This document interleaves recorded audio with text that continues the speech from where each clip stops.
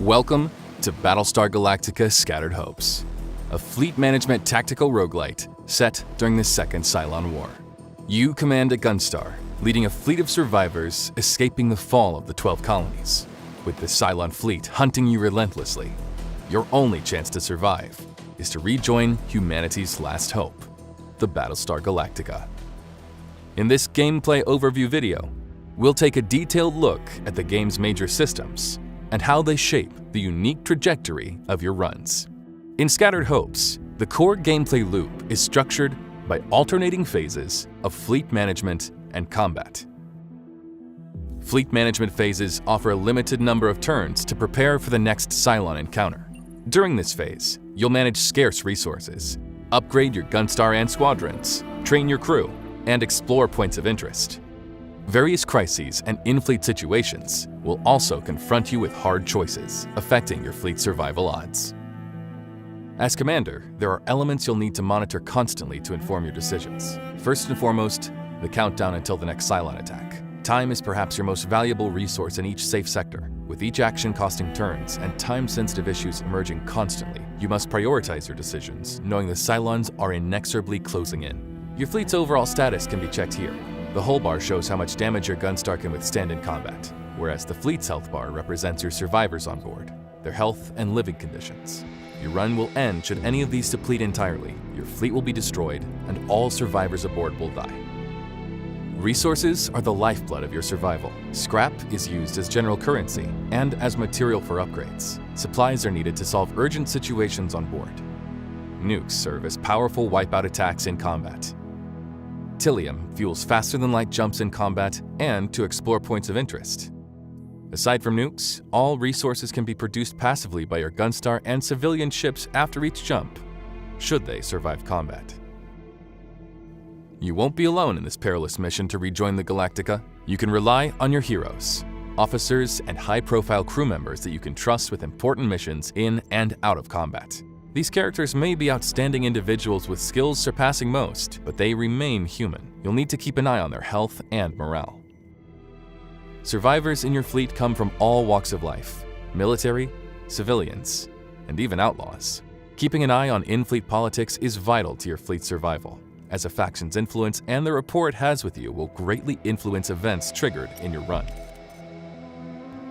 Situations are various events that happen on board, ranging from hull breaches, fires, Cylon onboardings, illness, or general crowd panic. These can occur spontaneously, or as a result of your failing relationship with a faction. They may also happen as a consequence of incurring extensive damage in combat. You can resolve them by sending one of your heroes to deal with it directly, or by utilizing supplies. Keep in mind that some situations may pose risks to your hero's safety and could, at worst, cost them their lives. You can choose to ignore them, but if you do not address them by the end of the indicated countdown, your fleet's health will degrade significantly. At some point, you'll discover that some of these situations are actually a result of sabotage from an infiltrated Cylon. Nobody can be trusted, and you'll need to unmask the imposter through a dedicated investigation. Crises are more complex events that will require you to step directly into the Combat Information Center. After listening to the briefing, you will be offered two choices on how to address the issue. One will trigger an objective-based, time-limited mission where you'll need to accomplish various tasks. Fail to check off all objectives on the list, and you will face harsh consequences. The other choice will offer an immediate but often costly solution, whether you pay with dwindling resources or by losing favor with a hero or a faction, knowing that these tense relationships may trigger even more crises in the future. Crises test your ability to weigh the outcomes of each choice and measure their impact on your fleet's immediate and future needs. Sacrifices will always be necessary, but which are you ready to make?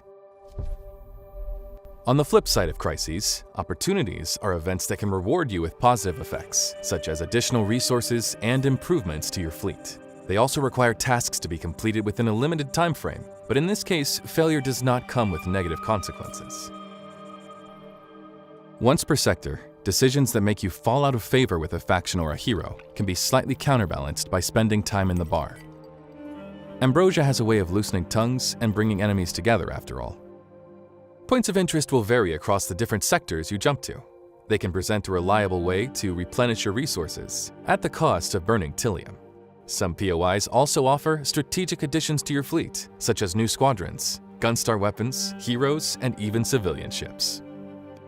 By sending heroes to explore POIs and solve situations, they will gain experience and acquire traits. These can facilitate their missions within the fleet, such as increasing the rarity of POI rewards, or unlock new skills, such as manning Gunstar weapons and piloting squadrons. Squadrons are your first line of defense and will brave enemy fire repeatedly. Here in the hangar, you can oversee their repairs, assign a designated pilot, and choose their next upgrade. Squadron perks. Some improve base specs, while others offer unique skills and passives that give an extra edge in combat. You can also manage your Gunstar weapon setup, focusing on single target damage or large AoEs. Given sufficient scrap, your R&D department can work on meaningful upgrades to your fleet, such as strengthening the hull of your Gunstar and expanding your squadron and weapon slots. They can also work on upgrades specific to your Gunstar model. Fleet upgrades can also come from auxiliary systems, which offer permanent buffs to both management and combat actions. Combat phases are asymmetrical fights, where the Cylon fleet overwhelmingly outnumbers you. During the 2 minutes it takes for FTL calculations to compute, you'll need to defend your fleet in real-time combat with tactical pause, until you can jump to the next safe sector. You likely won't get away from these fights unscathed, and will need to deal with damage sustained in the next fleet management phase. During the deployment phase, you'll need to determine the optimal squadron and Gunstar loadout for this encounter. Thankfully, the Dratus system will show you a preview of the enemies as they spawn.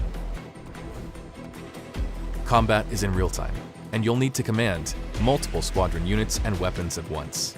Using real-time pause will allow you to assess the flow of the battle more efficiently. You can use this function at any time, testing each move with ballistic previews before you commit.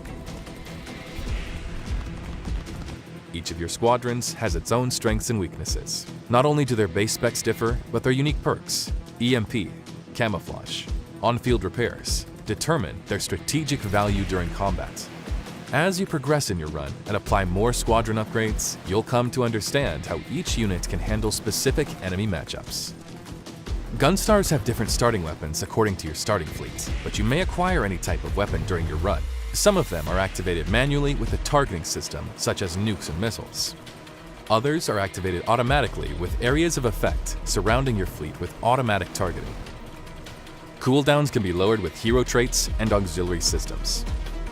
Enemy units you encounter will be varied, attacking you at close or long range. Some may have special effects and buff their allies. You will also need to defend your fleet against the main ship, which can also use devastating weapons against your fleet. Once the FTL calculations are finally complete, you will need to recall your squadrons before you jump. If the situation calls for it, you can order an emergency jump at the cost of extra tilium and leaving fighters behind. Should you survive the encounter, you'll be able to choose a reward, which varies between extra resources and blessings that cancel out negative consequences in the following management phase. Regardless of if you succeed in rejoining the Galactica, you will gain a resource you can invest in meta upgrades, faith. Enough of it, and you can drastically improve the survival odds of your next fleet by giving it a head start with extra resources, or upgrading the overall rarity of hero traits and squadron perks it will be offered. Trials are a series of feats and tasks you can complete during your run. Doing so will grant you knowledge, which unlocks access to new starting fleets, squadrons, and more. This gameplay overview video barely scratches the depth of Scattered Hope's systems. Stay tuned for more deep dive content.